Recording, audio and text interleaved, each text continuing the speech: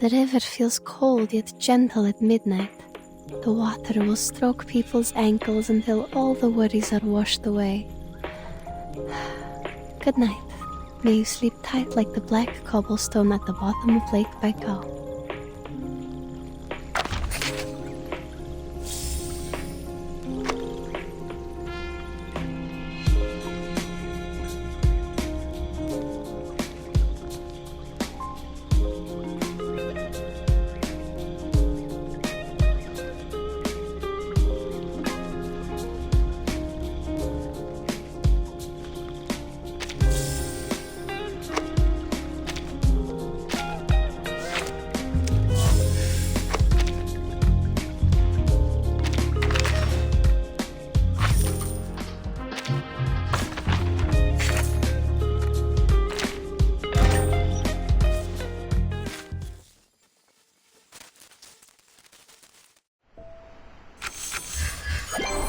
Good for you, sweetheart.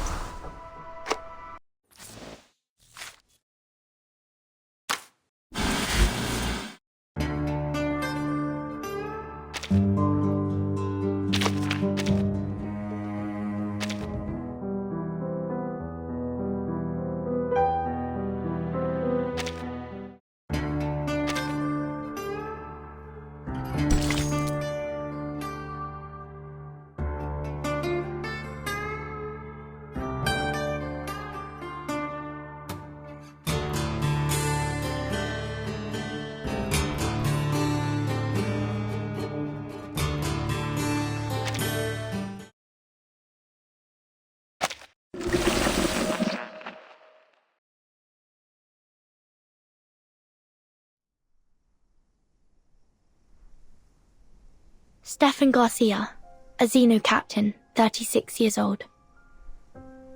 For unknown reasons, likely connected to Manus Vindicte, he moved into this motel.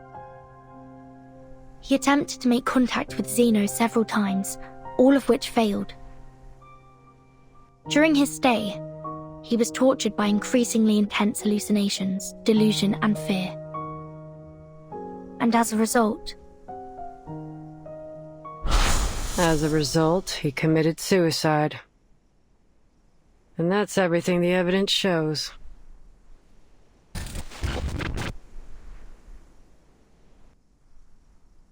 No. We must have overlooked something.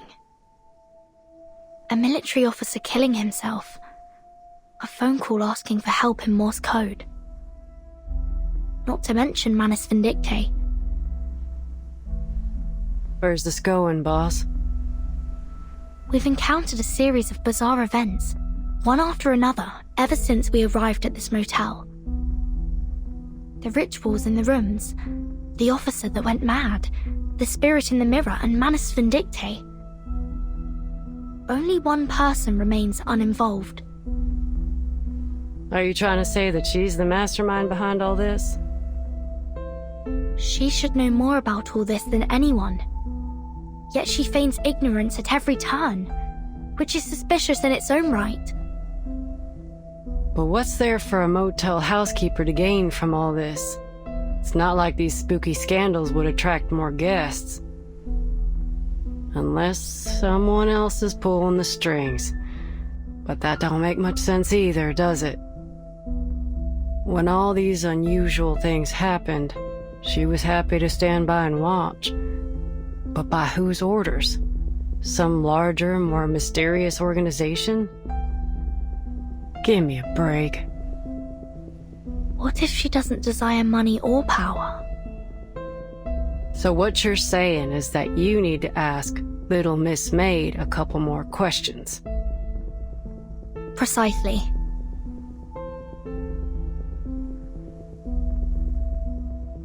That spirit morphed into Kayla, so it must have seen her face at some point.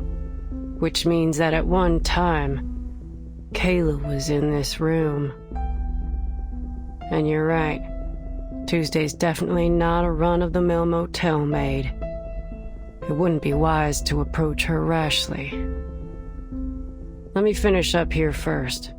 Then we can go question her together. All right.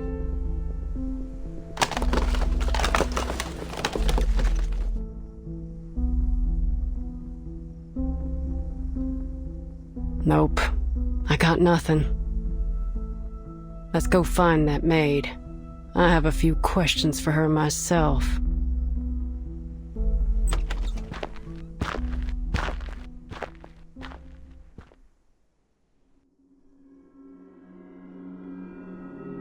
Where'd the body go?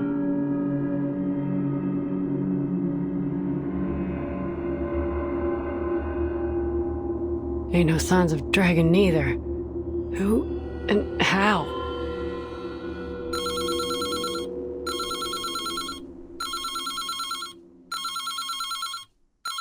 The phone again.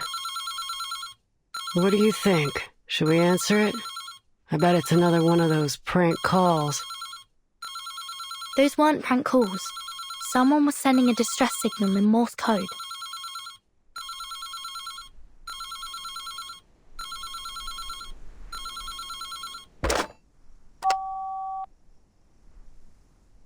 Could you tell me what year it is now?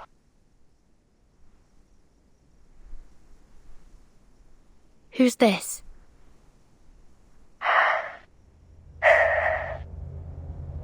This is Barbara.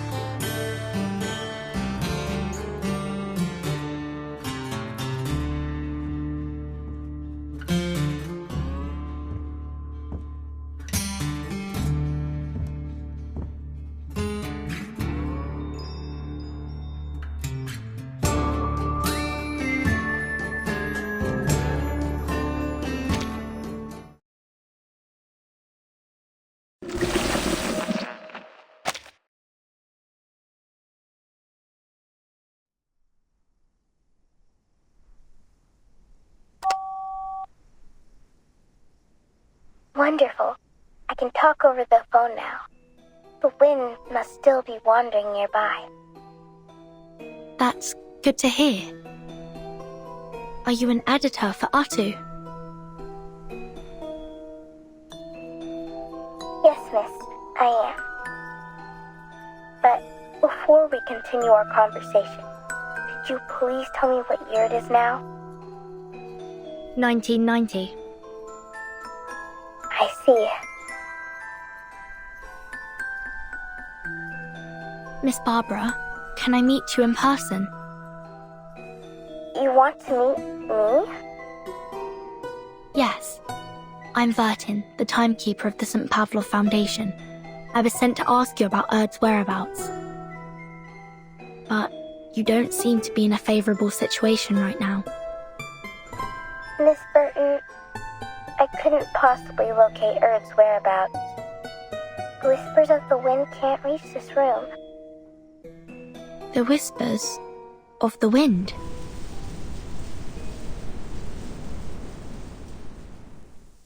Yes, it's a special form of communication. Right. Well, is there anything I can do to help you rebuild this line of communication? Let me first explain the situation to you. Here are a few things I'm certain of. First, this isn't an ordinary motel. It possesses some kind of supernatural life force. Before checking in, I interviewed some of the residents nearby. They all mentioned eerie rumors centered around the motel these past few months. Yes, we've encountered some bizarre events here, like real-life urban legends. Second, I'm not trapped in a red room. This room is in the same motel as yours. What's different is that it blocks all forms of communication. I couldn't get the room to open, and my voice didn't reach through the phone. That wasn't until a gunshot broke this intangible restraint. this small room contracted violently, and now I can communicate with the outside world. At first, I thought it was an earthquake, but the contracted space soon returned to normal. Earthquakes can't do that, can they? Before this happened, were you using spiders to communicate with the world outside? Yes, I was. As luck would have it, there are many spiders here. Thanks to the prevalence of spiders in urban legends, I assume.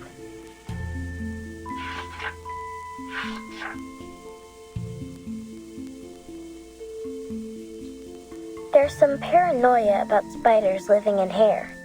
It originated in a sermon from 13th century England. A woman was always late to Mass because she spent too much time styling her hair. Eventually, a devil attached itself to her hair in the form of a spider. Yes, they delivered messages for me in their own peculiar way. Being completely isolated from the outside world greatly unsettled me. It reminded me of that terrible phenomenon.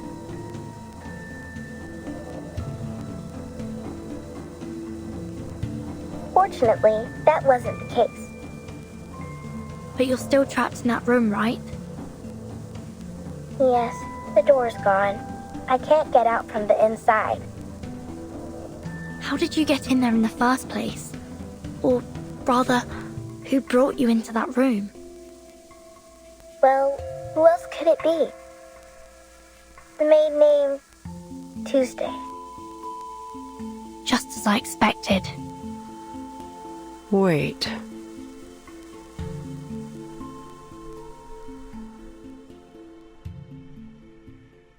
You're the driver who left me on the road, right? I remember your voice. Yeah, it's me. I actually changed my mind and turned back to get you, but you were gone by the time I arrived. I guess that's when you came to this motel, right? Yes, Tuesday saw me and invited me here. Oh. Did you want to ask me something? Have you seen a girl of about 5'3" here? In a white dress, curly chestnut-colored hair, green eyes, small hands. I may have seen her. When I first arrived, I saw a girl who matched your description coming down the hallway. She was carrying an empty basket. I presumed that she'd been shopping in the town nearby. If I recall correctly, she didn't check out. Thank you.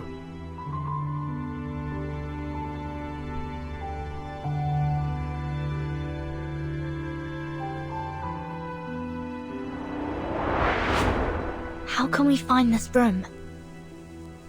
It's just in the hallway, number 707. Look for a door covered in red.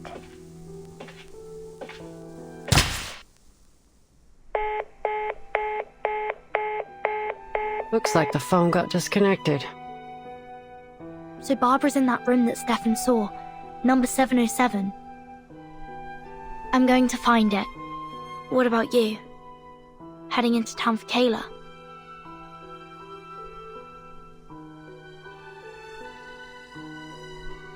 I did notice a weird spot in the hallway earlier.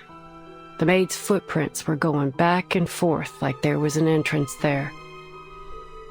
But I didn't see no signs of a door.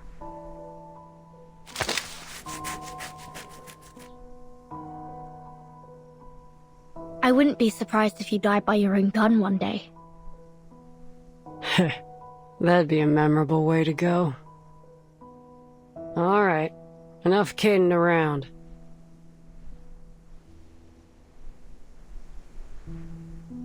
Our little Miss May tried so very hard to hide Barbara from us, but I guess the lamb's out of the bag now. Yes, it's all crystal clear now. Let's go. Hold up a sec, boss.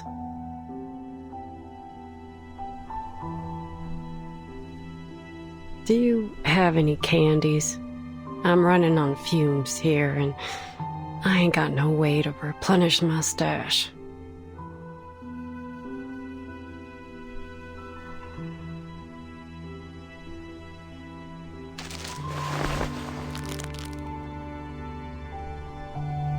Us and Barbara will be out of here soon. And you'll find some candy in Kyla in town.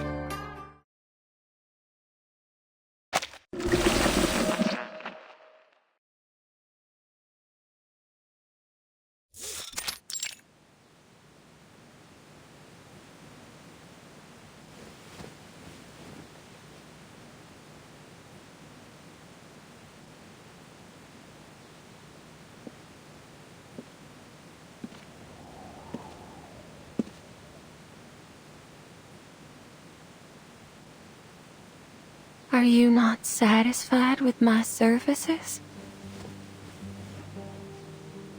No matter what, you shouldn't have cut the phone off.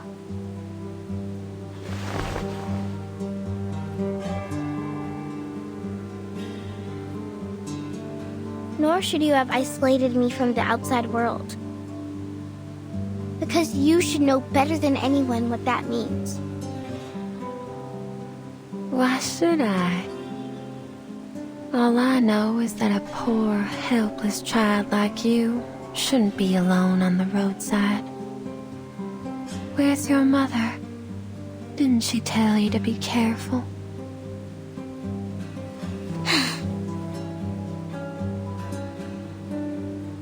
You really don't remember anything, do you? What do you mean? What do you think I should remember? Well, clearly it doesn't matter now. This motel's well decorated. Did you do all this yourself?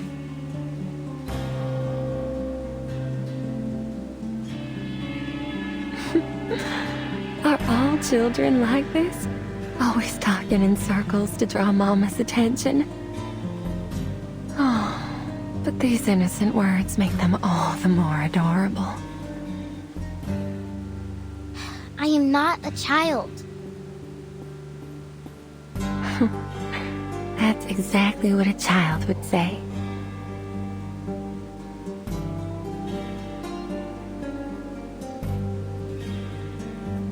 I've always felt a familiarity with you, like I've known you for a long time. Can you tell me about it? Why were you out here on Route 77 all alone? Maybe I can help you. Have you heard of Utu?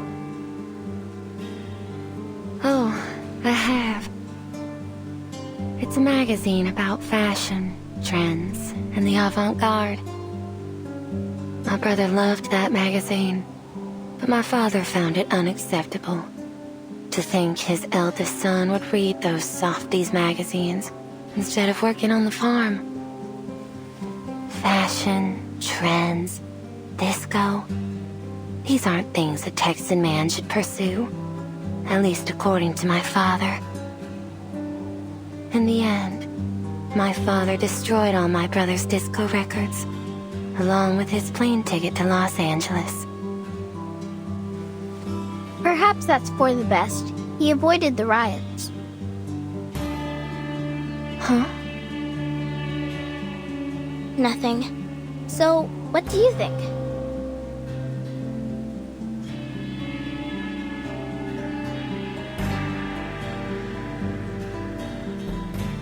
Me?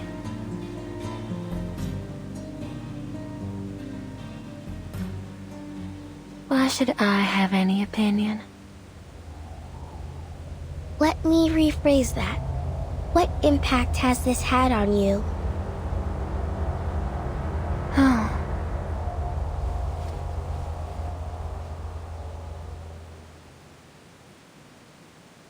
But what happened between them has nothing to do with me, does it? These were the choices they made.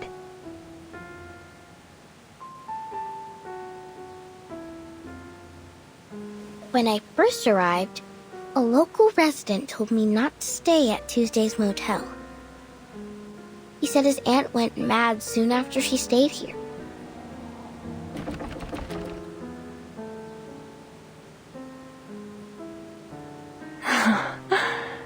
I remember that lady. Her head was so large.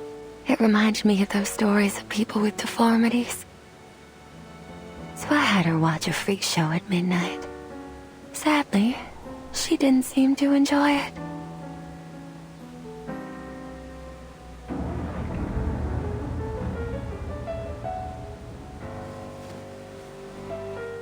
At this time of year, the farmers run their combine harvesters on the fields non-stop. The harvest is a joyful time of year, but the accompanying noise always frightens the children. Have you heard the stories of how naughty children get too close to harvesters and get caught in them, losing a hand or even a head? Fields, machinery, children with severed limbs. These stories are exactly what my motel's missing.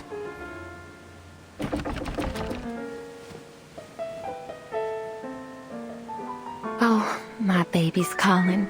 Please excuse me. I don't want another temper tantrum on my hands. Apologies, my fluffy little child. I look forward to our next conversation. Talking to you always brings me inspiration. But the motel's been too busy lately. It's starting to get on my nerves.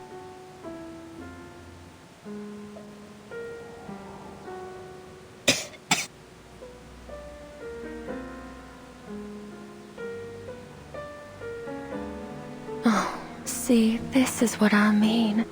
How could I bear to send you out on your own? You'll stay right here in this cozy little room until you're fully recovered. I don't need this special treatment of yours. Staying here won't cure my illness. Just get some sleep. You'll come to your senses after a good rest. I'll see you soon.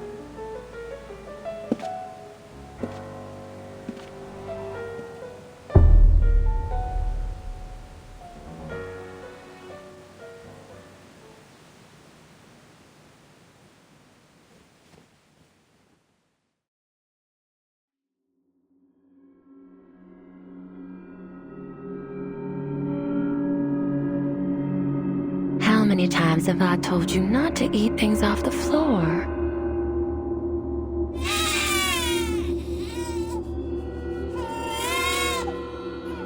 There.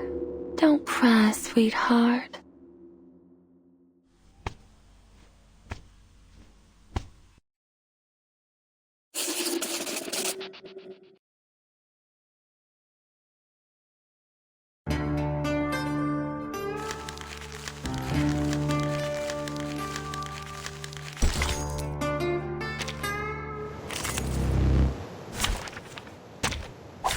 Look at my back. Woohoo! Really? Left hand up. Now right hand up. Touch my back. Have you eaten? Rock. Take the win. A little trick. Peace and love. Haven't you eaten? Love. Nice. A little trick. Come back to me. Peace and love! Peace and love! Nice!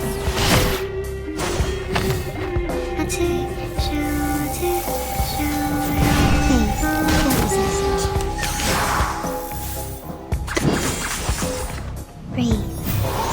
Uh-oh! Are you ready to shake? They are much naughtier than the Foundation's kids.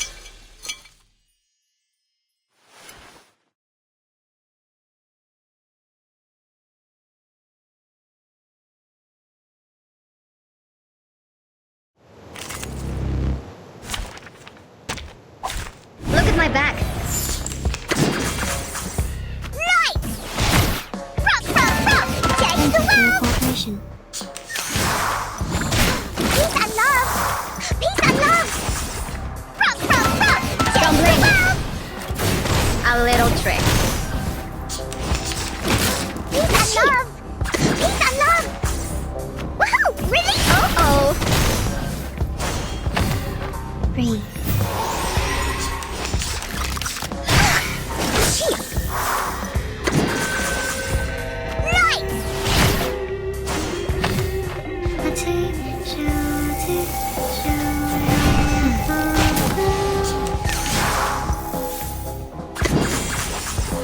I smell the scent of mint oil. Uh-oh! Are you ready to shake?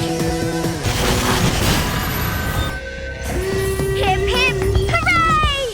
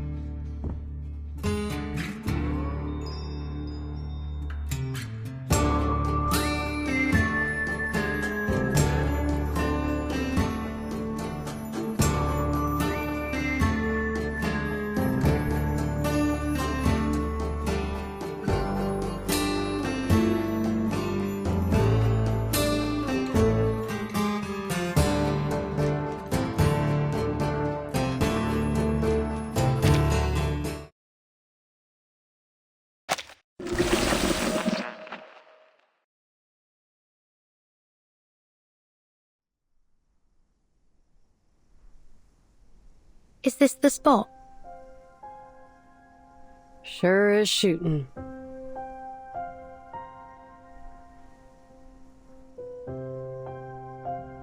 Look, these footprints. They're less than 10 minutes old. But where's the door to room 707? I can sense some energy fluctuations nearby, but they're definitely not from arcane skills.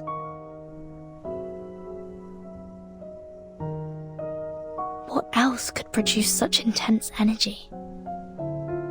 Oh, can I help you with something?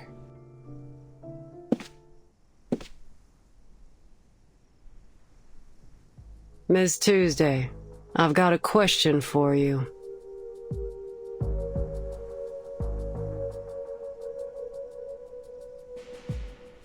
Do you know how to get to room 707?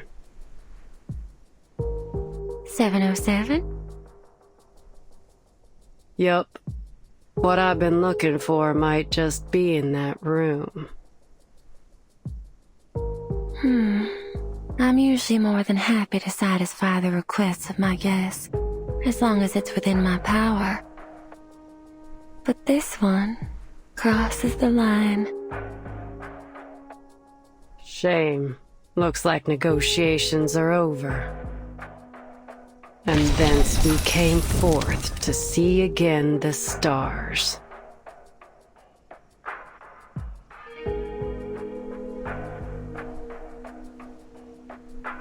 Using arcane skills so frequently is bad for your eyes. Didn't your family ever tell you that?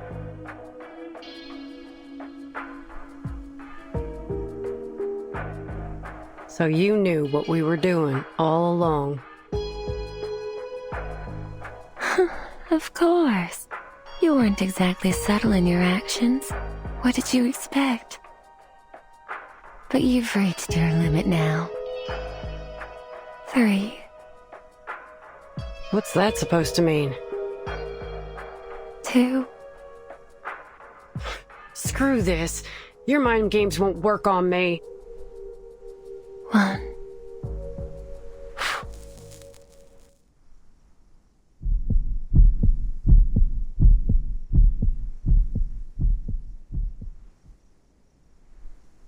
Huh?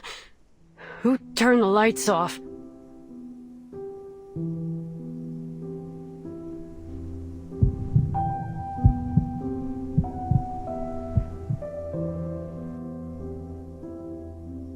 The lights are still on, dear.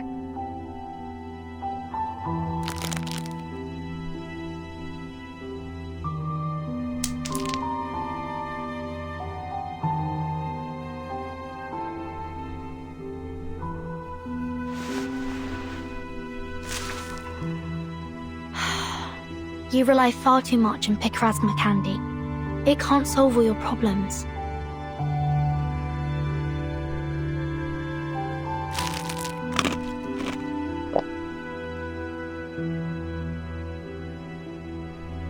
They usually work wonders for me. Just one candy restores 50% of my vision. But in my line of work, 50% is never enough. That's why I take 2. I need my vision to be at least 100%.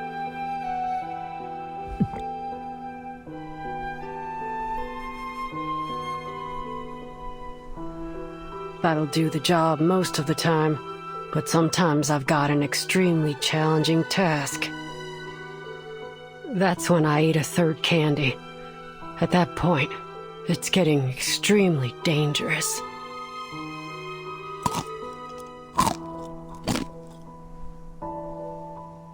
I should be able to see now.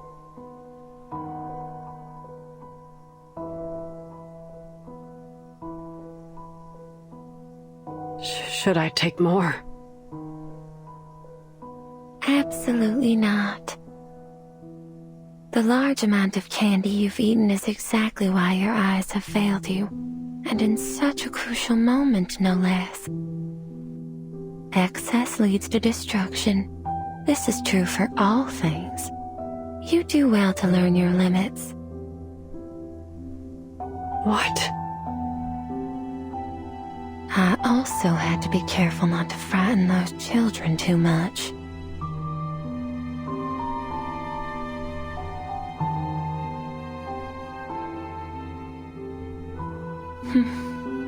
You've always put your faith in these candies, haven't you? 1 candy, 50% recovery. 2 candies, 100%. 3 candies, and you can tackle even the most insurmountable problem. Oh, how dependable they are. Just like the venerable Argus, who succeeds in any job she takes on.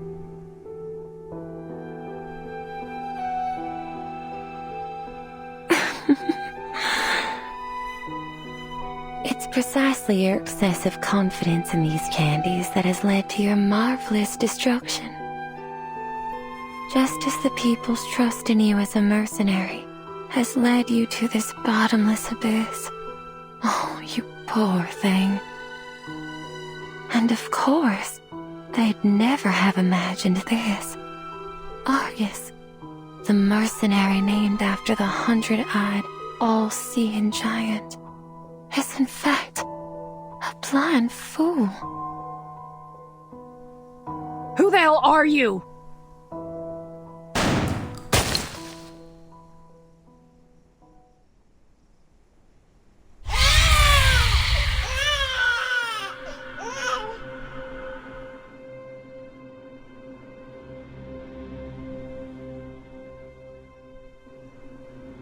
Damn it! Damn it! Missed me.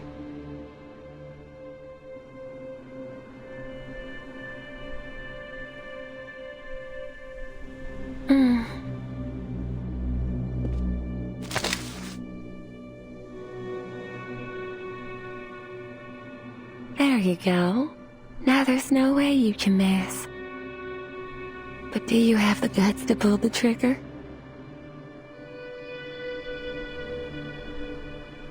The decision's yours to make. But once I'm dead, you'll never find room 707. Barbara, Kayla, everything you're looking for is all in that room, isn't it? Don't you dare say her name with that filthy mouth!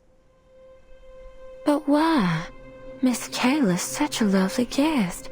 I very much enjoyed her company.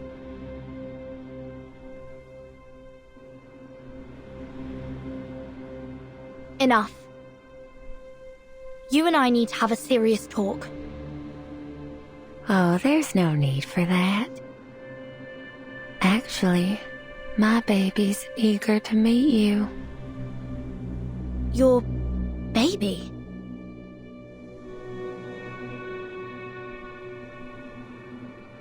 Yes. In fact, the baby is the master of this motel.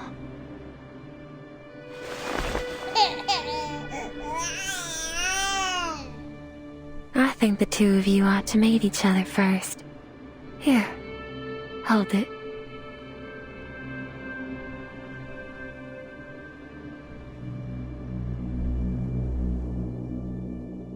This is...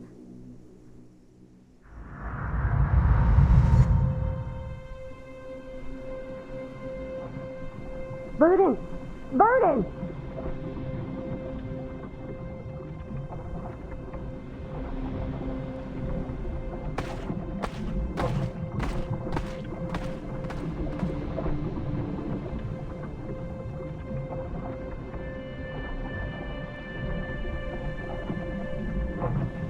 Let go of it, Burden!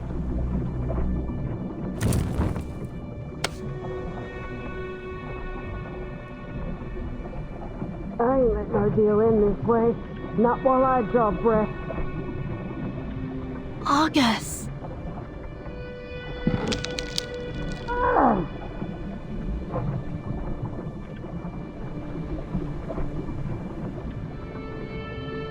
Don't you interrupt them.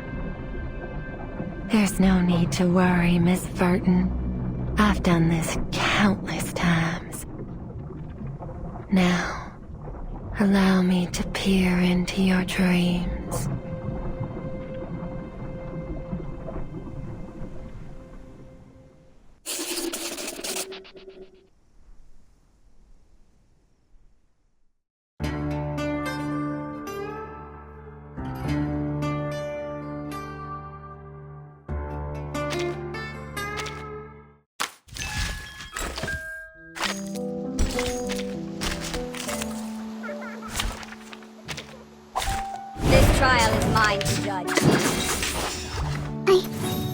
Oh, really? Don't touch my bag! Time to turn the page. Woohoo! Really? Like a metaphor?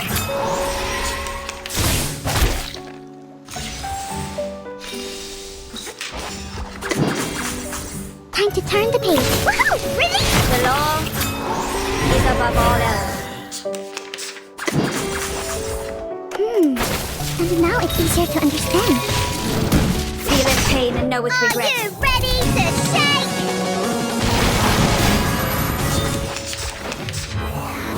Woohoo! Really? Thou shalt make an atonement for thy sins in full. From space.